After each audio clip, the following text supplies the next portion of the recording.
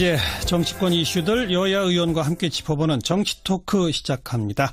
지금 국회를 파행으로까지 이끌고 있는 뜨거운 주제, 문재인 정부의 인사, 여러분은 어떻게 보십니까? 이런 주제입니다. 청취자 여러분의 의견도 함께 하겠습니다. 전화로 참여하실 분들 서울 지역 전화 지역번호 공유하시고요. 2061-8584번부터 8587번까지 2061-8584번부터 8587번까지 넉대의 전화 걸어주시기 바라고요. 단문 50원, 장문 100원, 정보 용료 부과되는 문자메시지 샵 1212, 또 CBS 레인보우 그리고 카카오톡으로도 참여하실 수 있고요. CBS 레인보우 앱을 까시면 방송도 듣고 이 앱을 통해서 다양한 참여 가능하시고 카카오톡 플러스 친구에 CBS 라디오로 찾아 들어오시면 카카오톡으로도 방송에 참여하실 수가 있습니다. 오늘 정치토크 여야를 대표해서 함께해 주실 분 두 분 소개합니다. 더불어민주당의 표창원 의원 어서 오십시오. 네, 안녕하세요. 자유한국당의 백승주 의원 어서 오십시오. 예, 안녕하십니까. 백승주입니다. 두 분 인사 좀 하시고요. 네, 의원님 안녕하십니까. 예, 의원님 안녕하세요. 네. 오늘 국회 상임위 못 열렸죠? 상임위원회 야3당이 안 가기로 해서 안 열린 걸로 알고 있습니다. 그렇죠. 못 네, 열렸죠. 오늘 안 열렸습니다. 네. 그 직접적 원인은 어제 대통령이 강경화 장관을 임명한 거죠. 그죠? 직접적 원인이라 봐야죠. 백승주 의원부터 말씀해 보세요. 어떻게 보십니까? 예, 어제 청와대가 야3당의 어떤 입장과 다르게 강경화 외교부 장관을 임명한 것에 대해서 저희 자유한국당은 한 170여 명의 국회의원의 어떤 청문회 결과를 바탕으로 한 입장을 무시한 것에 대해서 이거는 국민을 무시했고 또 국회를 무시했고 또 야당을 무시했다. 또 청문회법을 무력한 조치로서 강력히 유감을 표시한 그런 입장을 유지하고 있습니다. 네. 표창원 의원. 네, 우선 오늘 강경화 외교장관께서 취임사를 하시면서 국민의 외교라는 새로운 개념을 설파해 주셨고요. 그리고 국민들이 외교에 어떤 수혜를 입으실 수 있는 최초의 아마 그 외교 서비스가 시작된 것 같습니다. 그리고 꼭 그 4강 미국, 일본, 중국, 러시아만이 아니라 전 세계 모든 국가와의 외교를 새로 열었고요. 특히 외교부 직원들의 그 처우, 열악한 환경 개선 약속을 하셔서 뭐 환호성이 터지기도 했고요. 그런 것들을 좀 보시면 강경화 외교장관이 참 얼마나 우리 국민들에게 희망을 줄 수 있고 또 국제 무대에서 대한민국의 위상을 높일 수 있는지 이제 보실 수 있으실 것 같고요. 뭐 야당의 여러 가지 비판이야 감사하게 받고 아마 채찍질이 될 것 같은데 국회 운영 등에는 함께 해주셨으면 하는 그런 바람을 갖고 있습니다. 백승주 의원. 현재 문재인 대통령과 문재인 정부는 정치의 어떤 지형을 정확하게 파악할 필요가 있다고 생각합니다. 이 여소야대 지금 120석의 의석을 갖고 있고 국민의 지지도도 42% 정도의 찬성을 해서 전체 지지도 한 30% 지지를 받는 최약체 정부입니다. 그래서 어느 때보다도 국회와의 협력, 협치가 필요하다는 것을 정확하게 인식하고 국정을 펴야 되는데 처음부터 국민의 대의기구인 국회를 무시하고 국회 의견 하나의 참조 자료일 뿐이다. 이런 인식을 갖고는 협치를 만들 수 없다고 생각합니다. 오히려 네. 국민 여론을 앞세워서 협박하는 정치 이런 부분에 대해서 아마 이 앞으로 국정도 순탄하지 않을 것이라는 네. 불안감을 국민에게 주고 있다고 볼 수 있습니다. 여소야대란 현실. 네, 그래서 문재인 대통령께서 원내 교섭단체 대표들을 전부 초청을 하셨죠. 그래서 김정숙 여사께서 직접 음식도 또 대접해드리고요. 또 국회 사상 처음으로 최초로 그 빠른 시간 내에 오셔서 인사를 드렸고, 그리고 시정연설뿐만 아니라 일일이 야당 의석을 찾아가서 또 인사도 드리고요. 그런 네. 협치의 노력들을 하신다는 것 좀 감안해 주셨으면 감사하겠고요. 그리고 잘 아시다시피 인사권이라는 건 대통령의 고유 권한 아니겠습니까? 그래서 총리라든지 헌법재판소장 등의 국회 인준이 필요한 부분은 당연히 국회 인준을 거쳐야 되겠지만 다른 국무위원 후보자들에 대해서는 인사청문위원회법 자체가 그 국회에서 철저하게 검증을 해주시고 그 검증에서 나타난 문제점들에 대해서 국민들께서 평가를 하시면 인사권자가 최종적으로 결정하시는 것이죠. 그럼 그 이후에 만약에 인사의 결과가 잘못 나타난다면 야당께서 거봐라 우리가 이렇게 비판했는데 왜 임명을 했느냐 있느냐라고 하실 수 있으시겠지만 만약에 강경화 후보자처럼 이렇게 장관처럼 잘하시는 모습을 보이시면 우리가 채찍질해서 잘하는구나 이렇게 해주시는 게 훨씬 더 협치의 의미 아닌가 그렇게 생각을 합니다. 여소야대를 감안해서 다른 정부와 달리 대통령도 할 만큼 야당한테 했다. 그런 전제이신 것 같은데 어떻게 그렇습니다. 보세요? 네. 백승주 의원. 그 감성적인 정치를 하고 있다 저는 이렇게 느낍니다. 감성. 그러나 예. 정치를 하면서 대통령이 그 참모들과 격의 없이 토론하고 또 여러 가지 감성적 접근하는 모습 자체는 아주 좋습니다. 지금 요구되는 것은 야당이 요구하는 것은 감성 정치가 아니고요. 그거는 하나의 그 여론을 의식한 그런 거다. 야당을 실질적으로 존중해 줘야 됩니다. 인사청문회법에 따라서 청문 의견들의 의견은 대통령 최종 인사권자가 인사를 할 때 물론 구속력은 없지만 그러나 구속력이 없다는 것이 명시는 안 됐지만 어느 정도 구속을 받아야 됩니다. 그래서 청문회의 의미가 있는데 이것을 공개적으로 이건 고유한 권한이고 청문회의 청문위원들의 어떤 목소리들은 참고용에 불과하다. 청문위원의 목소리를 들으면 안 됩니다. 170명은 국회에 가망성 없는 국민들의 대표하고 있습니다. 네. 이분들의 목소리를 진심으로 경청하고 거기에 귀 기울이고 하는 그런 모습이 협치의 제도화로 가는 길이다. 감성적인 접근만으로는 안 된다 이렇게 생각을 합니다. 대통령의 그 고유 권한이라는 말이 원칙적으로는 옳으나 네. 인사청문회는 참고 자료다라고 하는 말은 역시 또 국회 입장에서는 무시당했다라고 볼 수 있는 거 아니겠어요? 네, 그 부분이 아마 그 대변인이 설명하시다가 이제 나온 말씀이었던 것으로 제가 기억을 하는데요. 대통령께서 인식을 그렇게 하고 계신 것은 아닌 것으로 알고 있고요. 다만 이제 국회에 계속 요청을 드리고 가급적이면 인사청문 보고서가 채택되어서 그 협치 또 야당들의 격려 속에서 장관을 임명을 하고 정부 출범을 하고 싶어 했죠. 그렇게 많이 노력을 했고요. 하지만 아시다시피 정부가 이제 출범을 해야 되는데 시간은 없고 그리고 특히 지난 정권에서의 대통령 탄핵으로 인해서 급박하게 치러지는 선거로 인해서 정부 준비의 기간이 많이 부족했지 않습니까? 이런 부분도 좀 감안해 주셨으면 하는 것이 대통령의 뜻이죠. 자, 조금 이야기를 확대하겠습니다. 이게 강경화 장관 얘기만으로 출발을 했는데 백승주 의원께 먼저 발언 기회 드릴 거예요.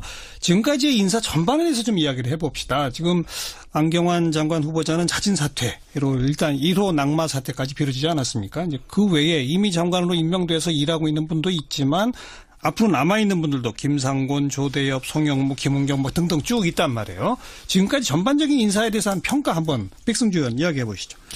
예, 그 낙마가 자꾸 안경환 장관일 첫 번째 낙마다 이렇게 하는데요. 제가 안보 쪽에 살펴봤을 때는 안보 수석의 일이 굉장히 중요합니다. 그 지난 정부 역대 정부의 안보 수석 일을 하도록 기능이 주어진 것이 그 안보실 제2차장입니다. 네, 맞습니다. 김기정 교수 낙마가 굉장히 큽니다. 안보 캐나를 다루는데. 그 뭐 야당 공격이 있기 전에 그럼요. 김기정 청와대 교수 스스로 낙마가 굉장히 크고요.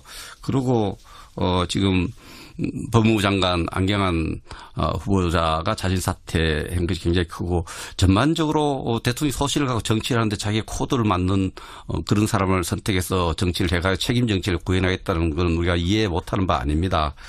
그러나 지나치게 끼리 문화 캠프 출신이 많다 이런 데 대한 분석을 해볼 수 있고 특히 안경환 법무부 장관 후보자의 경우에는 저도 딸을 키우는 아버지 한 사람을 보면 우리 딸이 과년에가 결혼할 때 됐는데 어떤 다른 남자가 딸이 동의도 안 갖고 결혼 신고를 해서 이래서 혼인 무효까지 가도록 했다. 심각한 거예요. 나 이분이 어떻게 인권위원장을 하고 서울법대 교수로 20년 이상 근무했는지 그러면 이것을 청문회 과정에서 밝혀주면은 진심으로 그 부분을 뭐 인권위원장도 있고 서울법대 교수를 했으니 뭐 그까지 생각을 못했어 미안하다 머리 숙여서 죄송하다 그러고 이렇게 챙기지 못했던 검증하지 못했던 부분을 찾아줘서 걸러줘서 청문위원들하고 국회에 감사하다고 생각해야 되는데 이 부분에 대해서 국민들에게 진심 어린 어떤 사과나 이런 부분이 없다는 거죠. 그 인사 내용에 대해서 지금 저도 뭐 헌법재판소장 청문위원으로도 활동하고 또 국방장관 청문회에 된다마는 좀 더 후보자들도 그렇고 이분들이 국민들이 느낄 때 좀 뻔뻔하다 이런 느낌을 갖고 어떻습니까? 네, 우선 전반적으로 저는 100%보다는 90%가 훨씬 낫다. 즉 모두 다 아무 문제 없이 통과되는 것은 오히려 더 우려의 대상이 될 수 있고요. 문제가 발견되어서 조기에 그 사퇴든 낙마든 하는 것은 그 이후에 빠른 조치를 취할 수 있기 때문에 좋고요. 그리고 이제 캠프 출신 인사들이 많은 건 어쩔 수 없지 않습니까? 이미 그 당시 선거 과정에서도 언론에서도 그랬고 모두가 다 예비 내각을 구성하라라는 요청을 하셨고요. 그래서 당연히 이것은 정부 구성을 염두에 둔 캠프일 수밖에 없었죠. 또 하나 지금 안경환 장관 문제에 있어서는 사실 아직까지 사실관계가 확정된 것은 아니고요. 43년 전에 있었던 사건이고 그 당시에 우리 백승주 의원님 너무나 잘 아시지만 여성의 이혼 경력에 대해서는 많은 그 논란 또 불이익의 가능성 등이 있었고요. 그래서 특히 안경환 후보자와 그 해당되는 여성분은 교제를 실제로 했던 분이고 그런데 결과적으로 혼인모여 소송이 있었다라는 사실은 알려졌죠. 그때 이제 청와대에서 알고 있기로는 과거에 그러한 관례로 인해서 상대방 여성을 보호하기 위해서 취해진 조치로 알고 있었다라는 것이고요. 그 이후에 이제 판결 내용문이 공개가 되면서 안경환 후보자께서는 그 내용 자체를 청문회에서 다루기를 원치 않으시고 사퇴를 하신 거죠. 이런 부분들은 제 생각에는 우선 그 43년 전의 일이고 이후의 행적이나 또는 이후의 업적이나 이후에 어떤 존경받았던 그분의 인격에 대한 평가들하고는 전혀 무관한 부분이라고 좀 존중과 보호를 해주셨으면 하는 그런 바람을 갖고 있습니다. 네. 예, 이 부분과 관련해서 안경환 후보자 같은 경우에는 43년 전에 일어난 일이고 당시 피해 여성을 보호하기 위한 입장 이런 부분에 대해서 아무리 설명해도 일반 국민들이 눈높이 봤을 때 저도 도저히 납득이 안 가는 일이에요. 납득이 안 된다. 납득이 안 가는 일인데 이 납득이 안 가는 일이 밝혀졌을 때 처신하는 것도 저는 더 억울해하는 모습. 그래서 사퇴해서 안타깝다는 정부 당국자의 어떤 그런 입장도 저로서는 이해가 안 갑니다. 네. 그때 그분이 저는 이렇게 생각을 합니다. 이미 노무현 정부 때 인권위원장을 했던 분이기 때문에 서울대 법대 교수라는 공인된 직책을 했기 때문에 그까지 우리가 의심하고 살펴보지 못했다. 그 부분 살펴보지 못한 것에 대해서 오히려 진솔하게 사과하면 되는데 지금 그 문서 유출 경위에 대해서 문제를 공당이 제기를 하고 또 그것을 발표한 주광덕 법조인 출신의 우리 당 의원에게 문자 폭탄이 많이 접근이 터져서 이런 부분에 대해서 모르겠습니다. 뭔가 생각은 다 다를 수 있지만은 도저히 납득할 수 없다는 생각이 저는 갖고 있습니다. 자진 사퇴할 정도였으면 청와대 문재인 대통령이 먼저 사과부터 해야 되는 거 아니냐에 대해서 한 말씀 듣고 우리 청취자분들 전화 좀 받겠습니다. 일단 자진 사퇴를 하신 부분까지 아마 좀 보시고 그런 문제 제기의 결과로 사퇴가 이루어졌다라고 받아들이시면 될 것 같고요. 이틀간의 2만 건 저는 사실 12월 3일부터 5일까지 지금 자유한국당 지지자 분들로부터 이틀 동안 2만 5천 건을 받았습니다. 그래서 그 부분은 정치인이 좀 감당해야 될 부분일 것 같고요.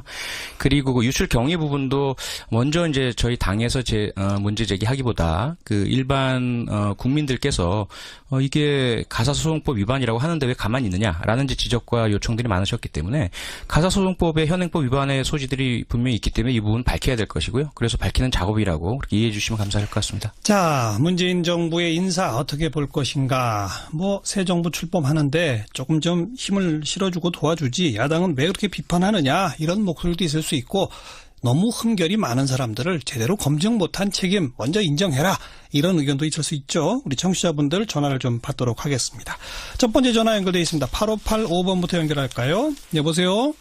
여보세요? 네. 안녕하세요? 자기소개 하시겠어요? 예, 그냥 안산의 애청자라고 하겠습니다. 네. 어떤 의견이세요? 야당이 협조해야 된다고 봅니다. 예. 지금 이제 그 인사청문회를 보면 한편에 좀 코미디를 보는 것 같아요. 네. 어떻게 자유당의 입에서 도덕성과 윤리의식이라는 말이 입에서 나옵니까? 무조건 협력해야죠. 네. 그리고 또 하나 좀 이제 그 청문회와 관계없는 말씀인 것 같은데. 예. 지금 2017년 6월 현재 대한민국에 아직도 이 세력이 존재하는 이유를 패널들께서 견제와 균형이라는 그런 상투적인 말씀 말고. 예. 이 세력이 왜 아직도 현재의 대한민국에 존재해야 되는지 그 궁금증을 견제와 균형이라는 상투적인 말 말고 예. 저를 좀 이해를 좀 시켜줬으면 합니다. 알겠습니다. 야당에 대해서 아주 비판적 인식을 가지고 계신 청취자분 무조건 야당이 협조해라 이런 말씀 듣고 다음 번 8586번입니다. 여보세요. 예, 여기 남양주의 애청자라고 얘기해 주시면 감사하겠습니다. 네, 어떤 의견이세요? 지금 여당이요, 본인들이 야당일 때를 생각해 보라고 해보고 싶습니다. 네. 왜냐하면 지금 강경화 같은 분은 외교부 장관으로 절대 돼서는 안 될 분이에요. 예. 정유라 사건의 축소판이에요. 크고 작은 거에 약간의 문제인 거지. 예. 축소판인데 이런 특혜 논란이 많은 사람을 그렇게 외교부에 인물이 없습니까? 네. 그리고 지금 여당한테 꼭 묻고 싶습니다. 당신들이 야당일 때 어떻게 했었는지 그걸 되돌아보고 지금 다시 청문회에서 안 된다고 하시는 분들은 좀 다시 재고해볼 필요가 있다고 생각합니다. 네, 지금의 야당 시절 당신들 뭐 어떻게 했는지 생각해봐라. 이런 의견. 다음 전화입니다. 8584번 여보세요. 여보세요. 네, 자기소개 하시겠어요? 예, 여기 대전에 있는 시청자인데요. 네. 예, 지금 얘기하셨던 분은 그분 얘기해서 좀 뭐지만은 그분은 그러면은 옛날에 야당일 때 그렇게 했기 때문에 우리도 이렇게 하겠다는 그런 뜻같이 이렇게 들리는데. 예. 오직하면 모든 것이 생각지도 않았던 분들이 인선으로 해서 후보자로 이렇게 올라오면 그 사람들이 모든 것이 생각지도 않았던 것이 막 드러나고 막 이렇게 하다 보니까 네. 인선하는데 어려움이 있다고 이렇게 얘기를 하고 그러셨다고 대통령이 그런 얘기도 하셨거든요. 예. 예. 옛날에 박근혜 정부 때라든지 이명박 정부 때 같은 때 그때는 국민들이 그렇게 반대하는 윤창중이 같은 사람 그런 사람은 막 해가지고서는 나중에 미국까지 가가지고 완전히 나라 망신이 나오고 그런 일도 있었고. 예. 또 이번에는 그야말로 인수위원회도 없이 이제 급하게 이제 인선을 하고 이렇게 하다 보니까 그럼 뭔가 이렇게 조금 문제가 있었고 그러겠는데. 예. 물론 이제 모든 것이 이제 조금 잘못된 것이 그런 부분이 있으면 이제 대통령이라든지 아니면 정부 여당에서 여당 대표라든지 이런 분이 이렇게 정부, 청와대하고 조율을 해서 이렇게 뭔가 이렇게 사과 빚으로 이렇게 발표를 하고 했으면 조금 더 부드러워졌을 텐데 그런 것이 없었다는 것이 조금 아쉽고요. 예. 그러니까 그런 것이 이제 모든 것이 이제 급박하게 막 이렇게 하다 보니까 예.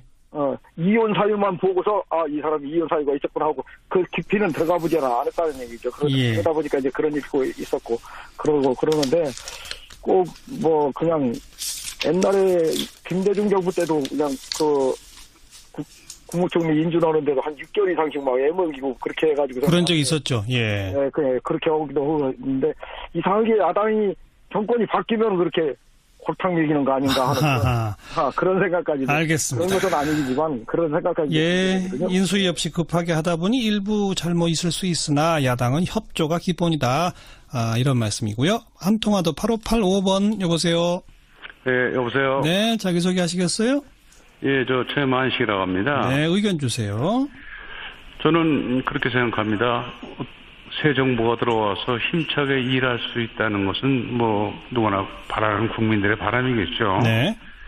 그러나 그렇게 문제가 있고 대통령께서 5대 원칙을 세웠던 분인데 네. 이런 문제가 있는 분들 꼭 그런 분들밖에 사람이 없나요? 예. 나는 그것이 안타깝고요. 예.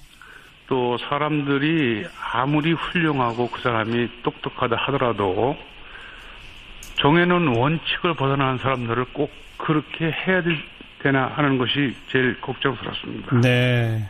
원칙을 지키는 것이 중요하다. 원칙이 어긋나는 사람 허용하기 시작하면 안 된다. 이런 말씀까지. 자, 일단 여기까지만 전화 통화를 받도록 하고 참 많은 분들이 전화로 또 문자로 참여해 주고 계신데 오늘 여야 의원 모셔서 양쪽 의견 2개씩 일단 받아봤고요. 전화로 의견 주신 분들의 말을 제가 받아가지고 표창원 의원. 네. 더불어민주당 야당 시절 당신들은 어떻게 했는지 그거 생각해봐라. 네. 답변해보세요. 네, 계속 저희는 그 생각하고 있고요. 역지사지 심정으로 일하고 있고 근래 가장 기억하시기 쉬운 것이 아마 이철성 경찰청장 사례일 겁니다. 과거 30여 년 전에 음주 사고가 발생을 했었고 경찰관 신분을 드러내지 않아서 징계를 피했고 이런 것들이 이제 밝혀졌죠. 비판하고 그리고 청문보고서 채택 보직을 하지 않았고 사퇴를 요구했고 하지만 임명을 하셨거든요. 그 당시 대통령께서 저희들 존중했습니다. 그 이후에 계속 업무 협조를 하고 경찰의 그 중차대한 그 법 집행에 대한 존중을 했고 모든 인사에 있어서 저희들은 인사청문회 때 최선 다하고 그리고 사퇴에 대한 요구라든지 혹은 다른 의견들은 다 제시했지만 국회 일정을 파행으로 몰고 가거나 그걸 빌미로 발목을 잡아서 다른 그 대통령이나 정부의 일에 딴지를 건 일은 한 번도 없습니다.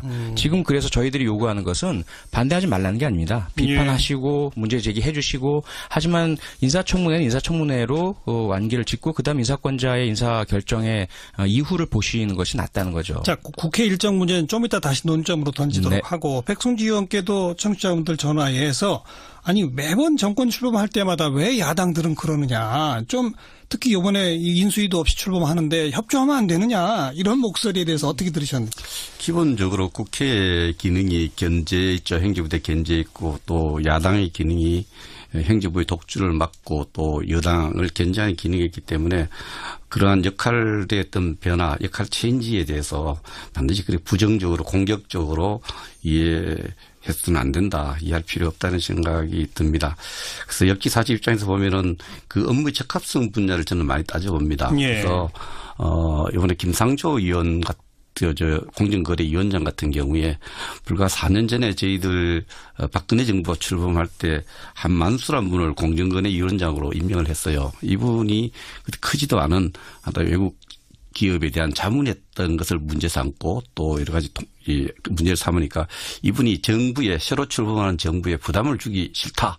한 2번 정도 문제를 제기하니까 바로 사퇴를 했습니다. 아하. 그래서 임명권자 입장에서 봤을 때는 예를 들면 지금 법무부 장관 후보나 뭐 이런 문제가 되는 후보들이 지명하는 입장에서 봤을 때는 멀쩡한 사람은 지명해놔서 저렇게 흥길나게 해서 그 자신 처리하기가 굉장히 힘들어요. 그래서 후보자들 스스로 정부나 대통령에게 부담을 주지 않기 위해서 흔결히 자기가 생각했던 기준보다는 훨씬 심각할 경우에는 사퇴함으로써 스스로 판단해서 사퇴함으로써 정부와 대통령이 부담을 들어주는 것이 지금까지 청문회 후보자들의 어떤 상당한 부분의 태도였습니다. 그런데 이 부분에 있어서 예를 들어서 공정거래위원장을 임명한 김상조 후보 같은 경우에도 공정거래와는 완전 다른 삶을 살아왔던 것이 여러 군데 나타났는데도 불구하고 자신 사퇴 끝까지 후보자 아니면 안 된다 이런 태도가 지금 단기적으로는 그렇지만 조금 이해가 안 된다 저는 그렇게 생각합니다. 제가 좀 역으로 질문을 드려볼까요? 그 표창원 의원한테는 여당이 보기에도 이건 좀 청와대가 잘못했다 싶은 분이 진짜 한 분도 없는지 한번 이야기해 보시고 백승주 의원한테는 지금 김상조 위원장까지도 비판하고 계시기 때문에 야당이 보기에도 그래도 이 정도 상의 무난한 인사들도 꽤 많다. 인정할 만한 분들은 어디까지인지 반대로 한번 얘기해 보시죠. 표창원 의원. 근데 지금까지는 지금 말씀하시던 김상조 공정거래위원장이나 강경화 외교부 장관이나 이런 분들은 정말 필요한 분이고요. 국민 다수가 지지하시는 분들이고 그다음에 이제 안경환 후보자 같은 경우는 아마 본인도 43년 전의 일이 이렇게 문제가 되리라고는 생각 못 하셨을 것 같아요. 그 부분만 제외한다면 그분은 너무나 적임자죠. 이후에는 모르겠습니다. 제 개인적으로 몇 가지 걸리는 부분들이 있지만 개인적인 분이라서 뭐 제가 말씀드릴 수는 없고요. 그래서 100% 모두 우리가 다 동의하고 만족한다. 그건 아니죠. 네. 우려하는 분이 있긴 하다. 네네. 자, 자유한국당은요? 예, 자유한국당이 전부 안 된다는 아니신 거죠? 발무잡기 벌써 필요한 부분에 대해서 예를 들면은 전문 분야의 식견이 뛰어나고 여러 가지로 준비된 장관 후보 김영춘 후보라든지 또 약간의 하지만 김부겸 후보라든지 이런 부분에 대해서는 저희들이 흔쾌히 청문회 보고서 진짜 왜 빨리 보내나 할 정도로 빨리 결론 짓고 갔습니다. 그러나 전부 현역 의원 아니 분야별로 이렇게 자기 적합성 예를 들면 지금 학자로서 교육부 장관으로 제일 중요한 게 논문 표절 이런 문제하고 연결되는 부분은 좀 적합성에 문제가 있다. 강경화 후보는 청문회 의원들 대다수가 살아왔던 삶보다는 여러 가지 안보 현안, 외교 현안에 대한 어떤 거기에 청문위원들의 질문에 능력을 보여주지 못했다고 봅니다. 자, 우리 토론 시간 그리 많이 남아있지 않기 때문에 앞으로에 대한 얘기를 던지겠습니다. 아까 표창원 의원께서 국회 의사 일정 문제 같은 걸 언급하셨기 때문에 백승주 의원께 먼저 여쭤보죠. 지금 상임위 보이콧 지금 언제까지 갈 것인지 인사청문회 아직도 많이 남아 있는데 그건 앞으로 어떻게 돼가야 하는 건지 야당 입장 어떻습니까? 저는 기본적으로 이제 강경화 외교부 장관 임명하고 나서 야권 공조 부분이 야권 공조의 틀 속에서 이 문제가 이제 정리되어 갈 것으로 생각합니다. 기본적으로 국회는 국회의 장에서 주어진 역할을 하면서 해가야 된다는 이런 입장을 갖고 있습니다. 그러나 이것은 그보다 더 큰 명제인 협치의 어떤 여러 가지 여건을 새로 만드는 차원에서 야권 공조와 맞춰서 갈 거라고 봅니다. 그 공조의 틀 속에서 계획은 아직 확정적인 건 아니고요. 그래서 이 보이콧을 하고 국회 일정을 가느냐 안 가느냐 문제는 야권 공조와 BH의 진심 어린 사과 이런 문제 재발 방지 이런 부분에 대해서 하나의 계획적인 만들어가지 않겠느냐. 네. 청와대의 진심 어린 사과와 재발 방지가 있다면 국회 파행은 조기에 종식될 수 있고 이게 없으면 장기화될 수도 있다. 이렇게 이해해도 되겠습니까? 이 부분은 저는 그렇게 봅니다. 어떻게 보세요? 표창원. 네, 우선 자유한국당엔 정말 요청도 드리고 싶고 유감스러운 게 뭐냐면 여당이실 때도 예를 들어 국회의장의 연설문 내용이 마음에 안 들면 국회를 파행으로 몰고 가셨거든요. 그리고 국회의장실 점거, 공간 앞 시위, 저희 국정감사마저도 안 들어오셔가지고 하루 종일 그냥 앉아서 저희들은 시간만 허비했던 기억이 새롭습니다. 야당이 되셔서 또다시 국회 일정 파행으로 뜻을 관철하시려 하는 것은 정말 이제는 안 하셨으면 좋겠고요. 야권 공조의 틀 속에서 해결이 되셨으면 좋겠습니다. 다만 말씀하신 것처럼 청와대나 저희 여당이나 저희들도 부족한 점 반성을 하고 열심히 최대한 좀 협치가 이루어질 수 있도록 할 수 있는 노력 최대한 다하겠습니다. 청와대의 진심 어린 사과 부분에 대해서는 어떻게 보세요? 이제 그 부분이 서로 신뢰가 필요할 것 같은데요. 예를 들어 안경화 후보자 같은 경우에도 사퇴했는데 사퇴하니까 그것을 빌미로 해서 이제 민정수석 물러가라 이렇게 이제 하시면 만약 사과하면 사과했으니까 잘못 받아들였으니 그다음 또 뭘 해라 이렇게 될 것 같은 문제 분위기가 또 있단 말이죠. 그래서 좀 서로 신뢰가 좀 확실하게 굳어져서 정무수석이 있으니까 정무 라인을 통해서 조금 대화를 소통을 해주시면 이 선에서 서로 하자. 좀 물밑 협상이 필요할 것 같습니다. 근데 이 부분 관련해서 민정수석을 국회 운영위원회가 이제 4분의 1 위원회 요구나 위원장 의결을 하면 이제 나오도록 돼 있는데 지금 여당이 민주당도 야당일 때 민정수석 출석을 요구를 해서 한 분은 출석하기 싫다, 관례 안 맞다 해서 사표를 내고 그럼 아깝게 다른 길로 돌아가셨지만 그런 적이 있죠. 그래서 지금 민주당도 야당일 때 민정수석 요구를 줄기차게 요구했는데 지금 여당이 되었는데 민주당도 과거를 생각한다면 잘못된 거 아니면 고쳐서 청와대 안보실과 지금 정책실 또 전부 국회 운영위원회 관할에 비서실 업무를 보고하고 또 맞도록 되어 있습니다. 그 원칙대로 가면 된다 생각합니다. 이때까지 민정수석이 나간 적이 있기 때문에 못 나겠다는 것보다가 옛날에 요구한 적도 있기 때문에 스스로 모순된 행동입니다. 그래서 의결을 하면은 나와서 설명하고 시스템이 뭐가 잘못됐다는 걸 인정하고 고치나가고 이렇게 하는 노력이 필요하지 않느냐 이렇게 생각을 합니다. 얘기 나온 김에 우선은 국회 운영위원장은 백승주 의원님 너무 잘 아시지만 관행상 여당이 위원장을 맡아서 운영하는 것입니다. 지금 현재 정권 교체가 되었는데도 운영위원장 자리를 안 내놓고 계셔서 우선 그것부터 지금 정상이 아닌 상태이고요. 그다음에 저희가 야당 때 민정수석 출석에 대한 요구는 아시다시피 최순실 게이트가 한참 불거졌을 때 또 그 전에는 정윤회 게이트가 불거졌을 때 꼭 필요했었고요. 그때 만약에 나와서 제대로 진술을 하셨더라면 지난 정권의 몰락을 막을 수도 있지 않았을까 싶습니다. 지금 안경환 후보자의 사퇴하고는 전혀 급과 격이 전혀 다르죠. 운영위원장 부분은 어떻게? 운영위원장 부분은 국회법을 제가 찾아보니까 이게 이제 국회의장, 국회 운영위원장, 상임위원장들은 임기 2년을 보장받도록 돼 있는데요. 사퇴해도 마음대로 사퇴 못합니다. 국회 동의를 받아야 되고 폐회 때는 의장의 동의를 받아야 되는데 상황이 바뀌어도 주장을 바뀌면 안 되죠. 예를 들면은 국회 의석이 제일 많은 정당이 다수 의석을 차지하는 정당이 국회의장을 맡는 게 관행이었는데 민주당이 121석이도 우리 128석이 된 적이 있어요. 그렇다고 국회의장 물러나고 새로 뽑자 소리 안 했어요. 상황이 바뀌어도 입장을 바꾸면 안 된다 이렇게 생각을 합니다. 아까 두 분의 토론 가운데에 백승주 의원이 청와대의 진심 어린 사과, 재발 방지책 이런 게 이제 국회 파행을 접는 어떤 계기가 되지 않겠나라는 발언이 제 귀에 들어왔고 표창원 의원은 그 진심 어린 사과를 만약 하게 되면 또 그걸 빌미로 야당은 추가 요구를 하지 않겠느냐. 그걸 좀 뭔가 물밑에서 교섭을 해서 청와대의 사과와 국회 정상화라는 걸 조금 타협점으로 찾을 수 있지 않겠나라는 식의 발상들이 나오는 것 같은데 뭐 오늘 토론은 대충 그 정도가 예상할 수 있는 건설적 대안 아닐까 싶은데 어떻게 보십니까?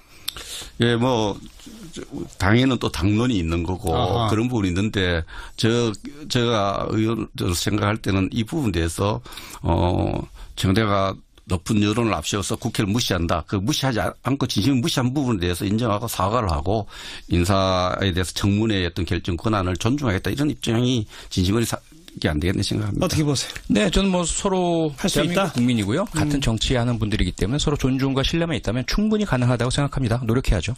그래요. 이게 물밑에서 대화를 통해서 뭐 청와대의 어떤 입장 표명 또 야당의 국회 복귀 이런 일들이 조속히 이루어지기를 한번 좀 기대해 보도록 하겠습니다. 네, 더불어민주당의 표창원 의원, 자유한국당 백승주 의원. 이미 그 당시 선거 과정에서도 언론에서도 그랬고 모두가 다 예비 내각을 구성하라라는 요청을 하셨고요. 그래서 네. 당연히 이것은 정부 구성을 염두에 둔 캠프일 수밖에 없었죠. 또 하나 지금 안경환 장관 문제에 있어서는 사실 아직까지 사실관계가 확정된 것은 아니고요. 43년 전에 있었던 사건이고 그 당시에 뭐 우리 백승주 의원님 너무나 잘 아시지만 여성의 이혼 경력에 대해서는 많은 그 논란 또 불이익의 가능성 등이 있었고요. 그래서 특히 안경환 후보자와 그 해당되는 여성분은 교제를 실제로 했던 분이고 그런데 결과적으로 혼인무효 소송이 있었다라는 사실은 알려졌죠. 그때 이제 청와대에서 알고 있기로는 과거에 그러한 관례로 인해서 상대방 여성을 보호하기 위해서 취해진 조치로 알고 있었다라는 것이고요. 그 이후에 이제 판결 내용문이 공개가 되면서 안경환 후보자께서는 그 내용 자체를 청문회에서 다루기를 원치 않으시고 사퇴를 하신 거죠. 이런 부분들은 제 생각에는 우선 그 43년 전의 일이고 이후의 행적이나 또는 이후의 업적이나 이후에 어떤 존경받았던 그분의 인격에 대한 평가들하고는 전혀 무관한 부분이라고 좀 존중과 보호를 해주셨으면 하는 그런 바람을 갖고 있습니다. 네.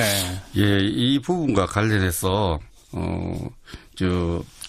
안경환 후보자 같은 경우에는 43년 전에 일어난 일이고 당시 피해 여성을 보호하기 위한 입장 이런 부분에 대해서 아무리 설명해도 일반 국민들이 눈높이 봤을 때 저도 도저히 납득이 안 가는 일이에요. 납득이 안 된다. 납득이 안 가는 일인데 이 납득이 안 가는 일이 밝혀졌을 때 처신하는 것도 저는 더 억울해하는 모습. 그래서 사퇴해서 안타깝다는 정부 당국자의 어떤 그런 입장도 저로서는 이해가 안 갑니다. 네. 그때 그분이 저는 이렇게 생각을 합니다.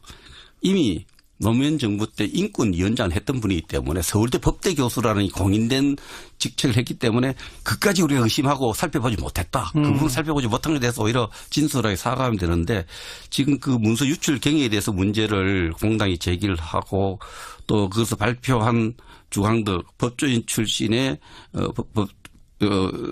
우리 당 의원에게 문자 폭탄에 많이 접근이 터져서 이런 부분에 대해서 모르겠습니다. 뭔가 생각은 다 다를 수 있지만은 도저히 납득할 수 없다는 생각이 저는 갖고 있습니다. 자진 사퇴할 정도였으면 청와대 문재인 대통령이 먼저 사과부터 해야 되는 거 아니냐에 대해서 한 말씀 듣고 우리 청취자분들 전화 좀 받겠습니다. 일단 자진 사퇴를 하신 부분까지 아마 좀 보시고 그런 문제 제기의 결과로 사퇴가 이루어졌다라고 받아들이시면 될 것 같고요.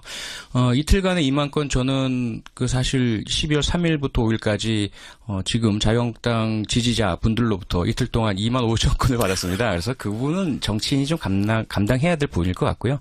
그리고 그 유출 경위 부분도 먼저 이제 저희 당에서 문제 제기하기보다 그 일반 국민들께서 이게 가사소송법 위반이라고 하는데 왜 가만히 있느냐라는 지적과 요청들이 많으셨기 때문에 가사소송법의 현행법 위반의 소지들이 분명히 있기 때문에 이 부분 밝혀야 될 것이고요. 그래서 밝히는 작업이라고 그렇게 이해해 주시면 감사할 것 같습니다. 자, 문재인 정부의 인사 어떻게 볼 것인가. 새 정부 출범하는데 조금 좀 힘을 실어주고 도와주지 야당은 왜 그렇게 비판하느냐 이런 목소리도 있을 수 있고 너무 흠결이 많은 사람들을 제대로 검증 못한 책임 먼저 인정해라. 이런 의견도 있을 수 있죠. 우리 청취자분들 전화를 좀 받도록 하겠습니다. 첫 번째 전화 연결되어 있습니다. 8585번부터 연결할까요? 여보세요? 여보세요? 네. 안녕하세요? 자기소개 하시겠어요? 예, 그냥 안산의 애청자라고만 하겠습니다. 네, 어떤 의견이세요? 야당이 협조해야 된다고 봅니다. 예.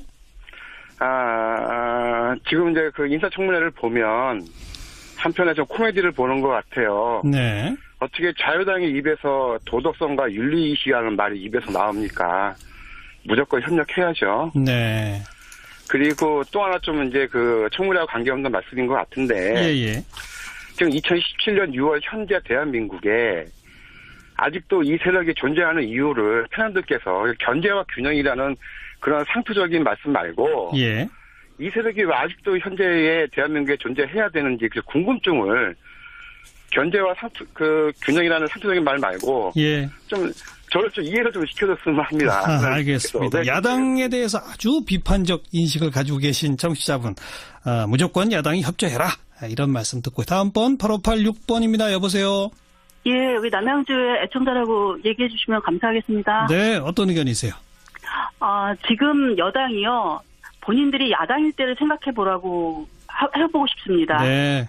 왜냐하면 지금 강경화 같은 분은 외교부 장관으로 절대 돼서는 안 될 뿐이에요. 예. 이후를 보시는 것이 낫다는 거죠. 자, 국회 일정 문제는 좀 이따 다시 논점으로 던지도록 네. 하고, 백승주 의원께도 청취자분들 전화해서, 아니, 매번 정권 출범할 때마다 왜 야당들은 그러느냐, 좀, 특히 이번에 인수위도 없이 출범하는데 협조하면 안 되느냐, 이런 목소리에 대해서 어떻게 들으셨는지.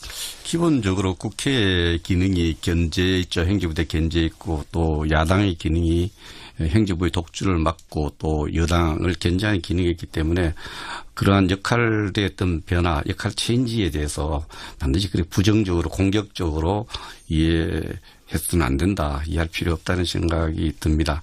그래서 엽기사지 입장에서 보면은 그 업무의 적합성 분야를 저는 많이 따져봅니다. 예. 그래서 이번에 김상조 의원 같은 공정거래위원장 같은 경우에 불과 4년 전에 저희들 박근혜 정부가 출범할 때 한만수란 분을 공정거래위원장으로 임명을 했어요. 이분이 크지도 않은 외국 기업에 대한 자문했던 것을 문제 삼고 또 여러 가지 문제를 삼으니까 이분이 새로 출범하는 정부에 부담을 주기 싫다.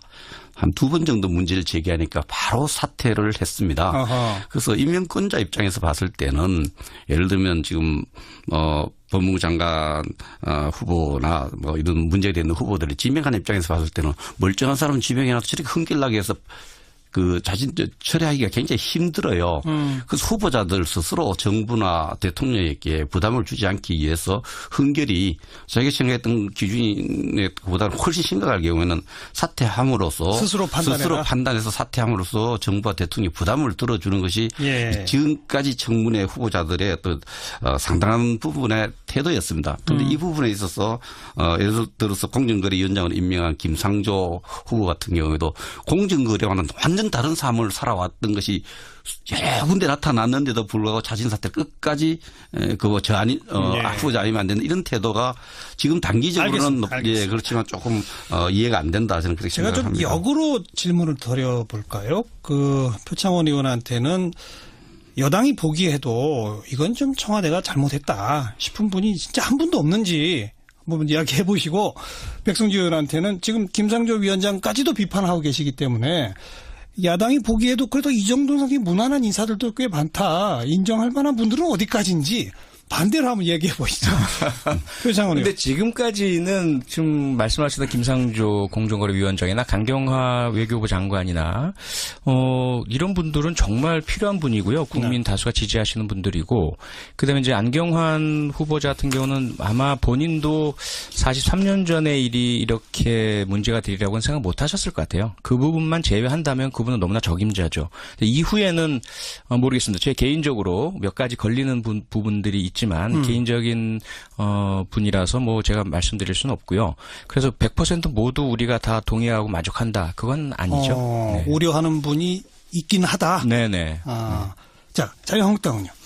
예, 자유한국당이 전부 안 된다는 아니신 아니죠. 거죠? 발무잡기 벌써 필요한 부분에 대해서 예를 들면은 전문 분야에 쉽게 뛰어나고 여러 가지로 준비된 장관 후보 김영춘 후보라든지 또 약간의 하지만 김부겸 후보라든지 이런 부분에 대해서는 저희들이 흔쾌히 청문회 보고서 진짜 왜 빨리 보내나 할 정도로 빨리 결론 짓고 갔습니다. 그러나 전부 현역 의원 아니 분야별로 이렇게 자기 적합성 예를 들면 지금 학자로서 교육부 장관으로 제일 중요한 게 논문 표절 네. 이런 문제하고 연결되는 부분은 좀 적합성에 문제가 있다.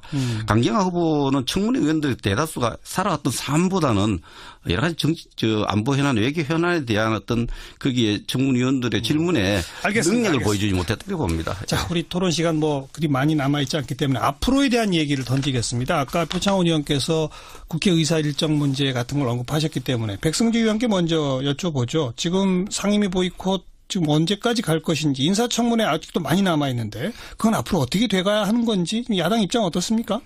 저는 기본적으로 이제 강경화 외교부 장관 임명하고 나서 야권 공조 부분이 야권 공조의 틀 속에서 이 문제가 이제 정리되어 갈 것으로 생각합니다. 기본적으로 국회는 국회의 장에서 주어진 역할을 하면서 해가야 된다는 이런 입장을 갖고 있습니다. 그러나 이것은 그보다 더 큰 명제인 협치의 어떤 여러 가지 여건을 새로 만드는 차원에서 야권 공조와 맞춰서 갈 거라고 봅니다.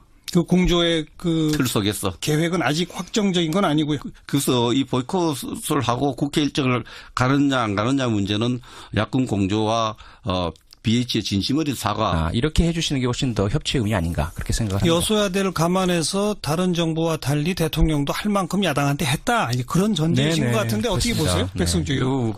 감성적인 정치를 하고 있다 저는 이렇게 느낍니다. 감성. 그러나 정치를 하면서 대통령이 참모들과 격의 없이 토론하고 또 여러 가지 감성적 접근하는 모습 자체는 아주 좋습니다. 지금 요구되는 것은 야당이 요구하는 것은 감성 정치가 아니고요. 그거는 하나의 여론을 의식한 그런 거다. 야당을 실질적으로 존중해 줘야 됩니다. 인사청문회법에 따라서 청문 의견들의 의견은 대통령 최종 인사권자가 인사를 할 때 물론 구속력은 없지만 그러나 구속력이 없다는 것이 명시는 안 됐지만 어느 정도 구속을 받아야 됩니다. 그래서 청문회의 의미가 있는데 이것을 공개적으로 이건 고유한 권한이고 청문회의 청문위원들의 어떤 목소리들은 참고용에 불과하다. 청문위원의 목소리를 들으면 안 됩니다. 170명은 국회에 가방수가 넘는 국민들의 대표하고 있습니다. 네. 이분들의 목소리를 진심으로 경청하고 거기에 귀 기울이고 하는 그런 모습이 협치의 제도화로 가는 길이다. 감성적인 접근만으로는 안 된다 이렇게 생각을 합니다. 대통령의 그 고유 권한이라는 말이 원칙적으로는 옳으나 인사청문회는 참고자료다라고 하는 말은 역시 또 국회 입장에서는 무시당했다라고 볼 수 있는 거 아니겠어요? 네, 그 부분이 아마 대변인이 설명하시다가 나온 말씀이었던 것으로 제가 기억을 하는데요. 대통령께서 인식을 그렇게 하고 계신 것은 아닌 것으로 알고 있고요. 다만 이제 국회에 계속 요청을 드리고 가급적이면 인사청문 보고서가 채택되어서 그 협치 또 야당들의 격려 속에서 장관을 임명을 하고 정부 출범을 하고 싶어 했죠. 그렇게 많이 노력을 했고요. 하지만 아시다시피 정부가 이제 출범을 해야 되는데 시간은 없고 그리고 특히 지난 정권에서의 대통령 탄핵으로 인해서 급박하게 치러지는 선거로 인해서 정부 준비의 기간이 많이 부족했지 않습니까? 이런 부분도 좀 감안해 주셨으면 하는 것이 대통령의 뜻이죠. 자, 조금 이야기를 확대하겠습니다. 이게 강경화 장관 얘기만으로 출발을 했는데 백성주 의원께 먼저 발언 기회 드릴 거예요. 지금까지의 인사 전반에 대해서 좀 이야기를 해봅시다. 지금 안경환 장관 후보자는 자진 사퇴로 일단 1호 낙마 사태까지 비춰지지 않았습니까? 이제 그 외에 이미 장관으로 임명돼서 일하고 있는 분도 있지만 앞으로 남아있는 분들도 김상곤, 조대엽, 송영무, 김은경 등등 쭉 있단 말이에요. 지금까지 전반적인 인사에 대해서 한 평가 한번 백승주 의원 이야기해 보시죠. 예, 낙마가 자꾸 안경환 장관일 첫 번째 낙마다 이렇게 하는데요. 제가 안보 쪽에 살펴봤을 때는 안보 수석의 일이 굉장히 중요합니다. 지난 정부 역대 정부의 안보 수석 일을 하도록 기능이 주어진 것이 안보실 제2차장입니다. 네, 맞습니다. 김기정 교수 낙마가 굉장히 큽니다. 안보 현안을 다루는데. 그 야당 공격이 있기 전에. 그럼요. 김기정 교수 스스로. 낙마가 굉장히 크고요. 그리고 지금 법무부 장관 안경환 후보자가 자진 사퇴한 것이 굉장히 크고 전반적으로 대통령이 소신을 갖고 정치를 하는데 자기의 코드를 맞는 그런 사람을 선택해서 정치를 해가 책임 정치를 구현하겠다는 건 우리가 이해 못하는 바 아닙니다. 그러나 지나치게 끼리 문화 캠프 출신이 많다 이런 데 대한 분석을 해볼 수 있고 특히 안경환 법무부 장관 후보자의 경우에는 저도 딸을 키우는 아버지 한 사람을 보면 우리 딸이 과년애가 결혼할 때 됐는데 어떤 다른 남자가 딸이 동의도 안 갖고 결혼 신고를 했어. 이래서 혼인 무효까지 가도록 했다. 심각한 거예요. 난 이분이 어떻게 인권위원장을 하고 서울법대 교수로 20년 이상 근무했는지 그러면 이것을 청문회 과정에서 밝혀주면은 진심으로 그 부분을 뭐 인권위원장도 있고 서울법대 교수를 했으니 뭐 그까지 생각을 못했어. 미안하다. 머리 숙여서 죄송하다 그러고 이렇게 챙기지 못했던 검증하지 못했던 부분을 찾아줘서 걸러줘서 청문위원들하고 국회에 감사하다고 생각해야 되는데 이 부분에 대해서 국민들에게 진심 어린 어떤 사과나 이런 부분이 없다는 거죠. 그 인사 내용에 대해서 지금 저도 뭐 헌법재판소장 청문위원으로도 활동하고 또 국방장관 청문회에 된다마는 예.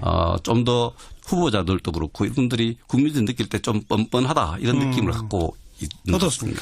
네, 우선 전반적으로 저는 100%보다는 90%가 훨씬 낫다. 지금 모두 다 아무 문제 없이 통과되는 것은 오히려 더 우려의 대상이 될 수 있고요. 문제가 발견되어서 조기에 그 사퇴든 낙마든 하는 것은 그 이후에 빠른 조치를 취할 수 있기 때문에 좋고요. 그리고 이제 캠프 출신 인사들이 많은 건 어쩔 수 없지 않습니까?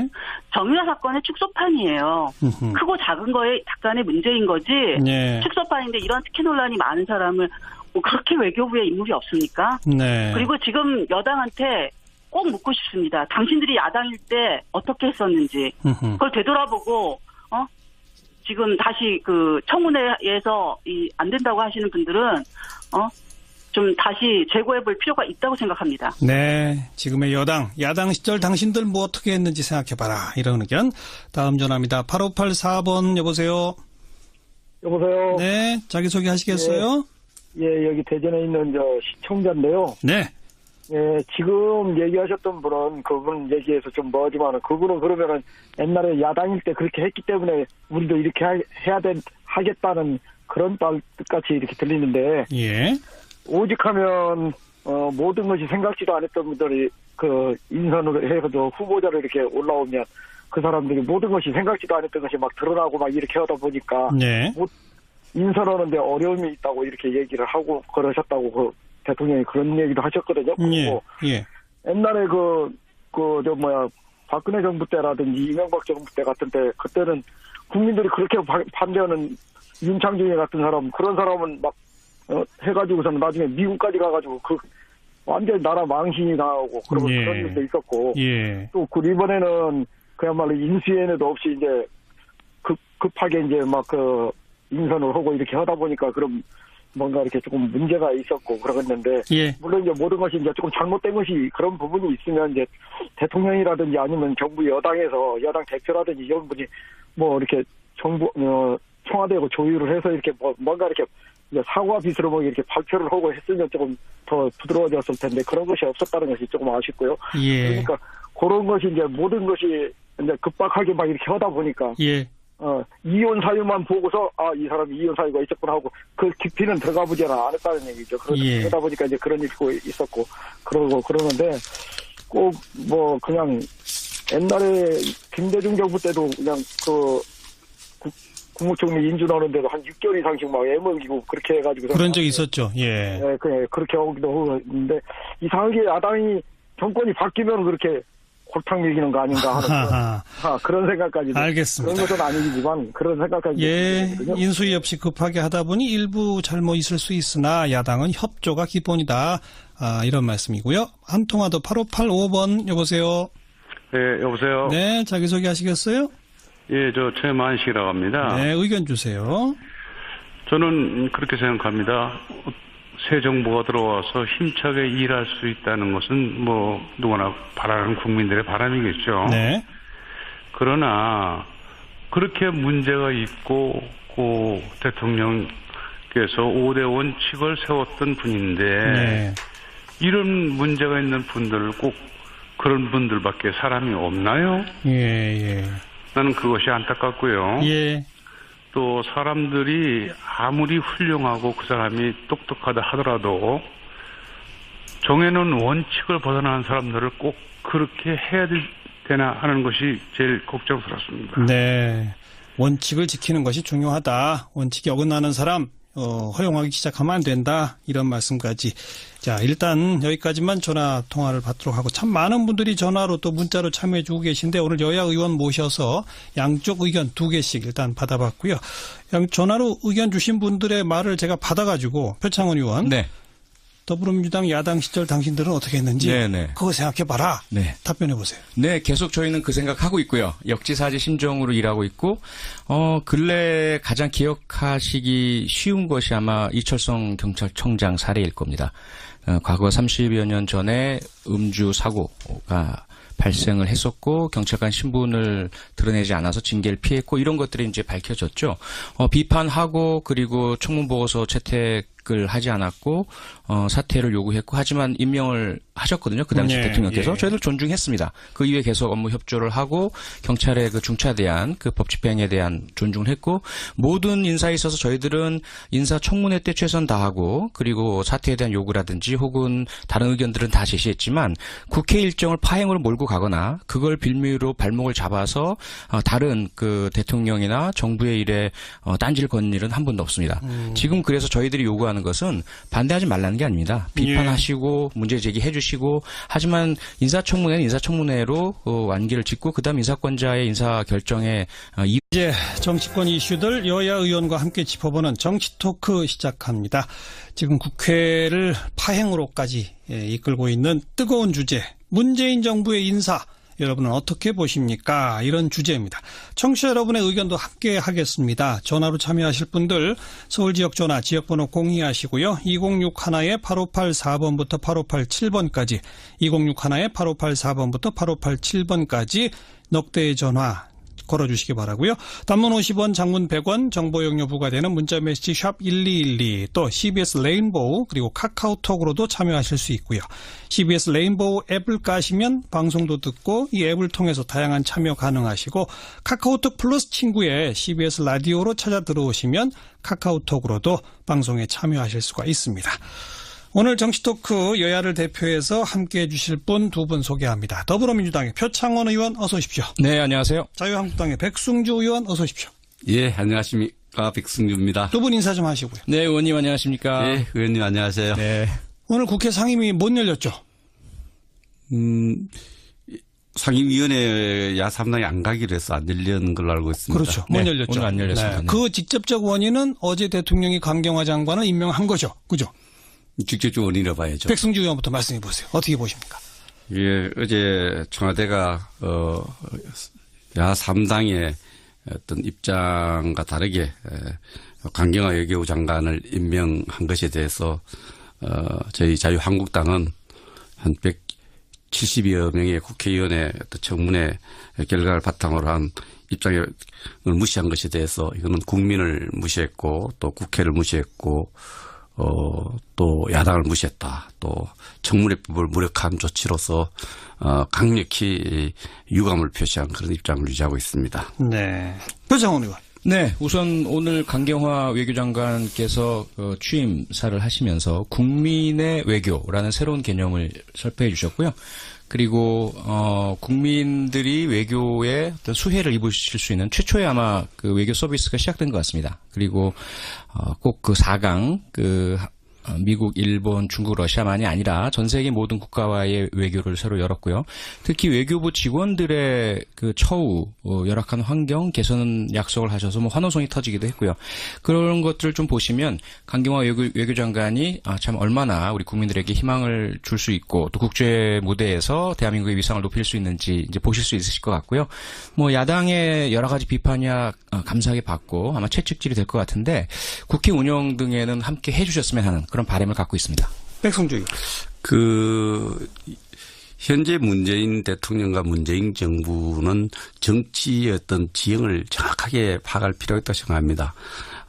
이 여소야대 지금 120석의 의석을 갖고 있고 국민의 지지도도 42% 정도의 찬성을 해서 전체 지지도 한 30% 지지를 받는 최약체 정부입니다. 그래서 어느 때보다도 국회와의 협력, 협치가 필요하다는 것을 정확하게 인식하고 국정을 펴야 되는데 처음부터 국민의 대의기구인 국회를 무시하고 국회 의견 하나의 참조 자료일 뿐이다. 이런 인식을 갖고는 협치를 만들 수 없다고 생각합니다. 오히려 예. 국민 여론을 앞세워서 협박하는 정치 이런 부분에 대해서 아마 이 앞으로 국정도 순탄하지 않을 것이라는 예. 불안감을 국민에게 주고 있다고 볼 수 있습니다. 여소야대란 현실. 네, 그래서 문재인 대통령께서 원내 교섭단체 대표들을 전부 초청을 하셨죠. 그래서 김정숙 여사께서 직접 음식도 또 대접해드리고요. 또 국회 사상 처음으로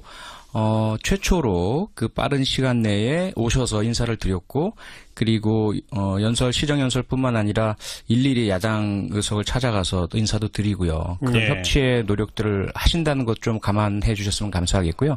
그리고 잘 아시다시피 인사권이라는 건 대통령의 고유 권한 아니겠습니까? 그래서 총리라든지 헌법재판소장 등의 국회 인준이 필요한 부분은 당연히 국회 인준을 거쳐야 되겠지만 다른 국무위원 후보자들에 대해서는 인사청문위원회법 자체가 그 국회에서 철저하게 검증을 해주시고 그 검증에서 나타난 문제점들에 대해서 국민들께서 평가를 하시면 인사권자가 최종적으로 결정하시는 것이죠. 그럼 그 이후에 만약에 인사의 결과가 잘못 나타난다면 야당께서 거봐라 우리가 이렇게 비판했는데 왜 임명을 했느냐라고 하실 수 있으시겠지만 만약에 강경화 후보자처럼 이렇게 장관처럼 잘하시는 모습을 보이시면 우리가 채찍질해서 잘하는구나.